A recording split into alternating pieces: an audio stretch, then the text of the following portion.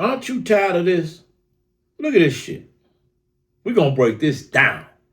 I think those of us who don't like men, think that we are pretending to not like men for a man. No, sweetie. No. You can't pretend to dislike men so that you can get a man. No, you have to actually dislike men at the pit of your soul. You have to question patriarchy and misogyny at every single turn. And you have to truly and willingly be ready to be alone for the rest of your living life. In fact, you must prefer it. Yeah. You heard it loud and clear. We finna break this down. So videos of women bashing men don't just exist in a vacuum. They are a reflection of a deeper emotional, social, economic tension that's playing out in public. If you really zoom out,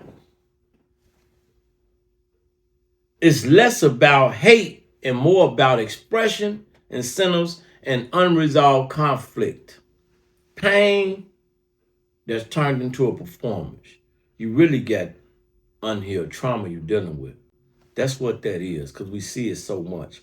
A lot of these videos are rooted in betrayal, disappointment, feeling undervalued, or being hurt in a relationship. Instead of processing that privately, social media reward people for entertaining that and making it external, showing it to the world. Pain used to stay in conversations. Now it's becoming a part of the content. When somebody feel unheard in real life, the internet become their stage. Anger, especially generalized anger, is traveled faster. It moves real faster. And that algorithm is rewarding that conflict, not balancing it out. This look like a bigger problem when you're talking like how that young lady just talked. Platforms don't push what's fair. They push what keeps attention. And none keep attention like outrage, gender wars, us versus them narratives.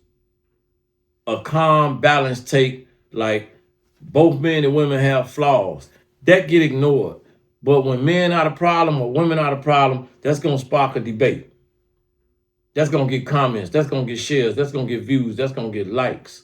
That's exactly what that algorithm wants. So creators, knowingly or not, lean into the extremes. Generalizing is so much better than accountability. It's easier to say that men are trash rather than I chose the wrong man repeatedly and I need to examine who I am, what I'm doing, the choices I'm making.